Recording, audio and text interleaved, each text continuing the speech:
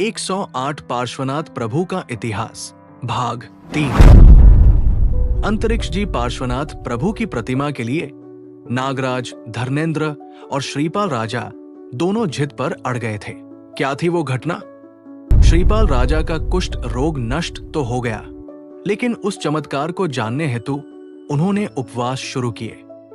3 उपवास के बाद चौथी रात्रि को बावड़ी के देव राजा के स्वप्न में आकर अंतरिक्ष जी पार्श्वनाथ प्रभु के दर्शन करवाए और कहा, इसी परमात्मा के प्रभाव से आपका कुष्ठ रोग नाश हुआ है।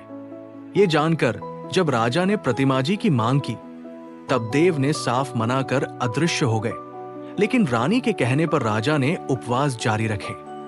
7 उपवास के बाद 8वीं रात नागराज धर्मेंद्र खुद प्रकट हुए और श्रीपाल राजा को कहा, आप जिद मत कीजिए, आप चाहे तो मैं भौतिक सुख की कोई भी चीज दे सकता हूं, लेकिन प्रतिमा जी नहीं। तब राजा ने कहा कि मुझे भौतिक सुख की कोई आकांक्षा नहीं है, मुझे सिर्फ ये प्रतिमा जगहित कल्याण हेतु चाहिए, और जब तक प्रभु की प्रतिमा नहीं मिलती मेरे आमरण उपवास चलते रहेंगे। श्रीपाल राजा की बात सुनकर नागराज धर्मेंद्र मान गए, लेकिन कुछ शर्तें रखी। 1. कच्चे सूत के धागे से बनी पालकी से परमात्मा को बाहर निकालना। 2.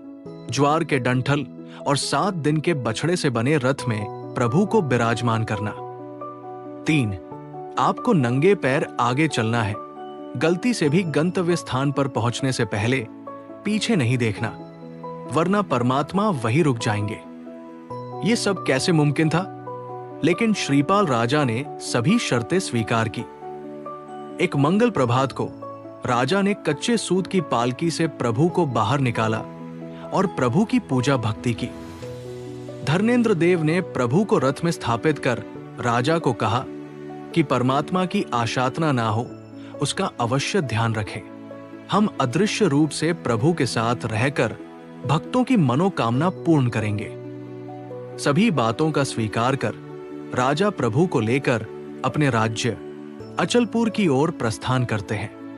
करीब 70 किलोमीटर जंगल के कच्चे और कठिन मार्ग पर चलने के बाद श्रीपाल राजा एक गलती कर देते हैं। करीब 70 किलोमीटर जंगल में चलने के बाद श्रीपाल राजा के मन में शंका हुई कि ये छोटे बछड़े परमात्मा का वहन करते होंगे, क्योंकि रथ और बछड़े दोनों की आवाज नहीं आ रही है। उसी वक्त राजा ने देखा कि आगे एक वट वृक्ष के पास मोड़ है, और उस मोड़ पे राजा ने तिरछी नजर से परमात्मा को देखने की कोशिश की, और यही गलती के कारण परमात्मा उसी वट वृक्ष के नीचे करीब 9 फुट ऊपर स्थिर हो गए। राजा ने कई प्रयास किए, लेकिन परमात्मा रथ में विराजमान नहीं हुए। राजा ने फिर से 3 उपवास किए और नागराज धर्मेंद्र प्रकट हुए। उन्होंने राजा को कहा कि यह आपकी परमात्मा की शक्ति पे हुई शंका का परिणाम है, इसीलिए परमात्मा अब आपके नगर में नहीं पधारेंगे। अगर आपको परमात्मा जगहित कल्याण हेतु चाहिए तो आपको यही जिनालय बनाकर परमात्मा की प्रतिष्ठा करनी होगी। राजा ने धर्मेंद्र देव की बात स्वीकार कर श्यामवर्णीय पाषाण से भव्य जिनालय का निर्माण कराया, लेकिन आश्चर्य, जिनालय में परमात्मा ने प्रवेश ही नहीं किया। ऐसा क्यों? To be continued.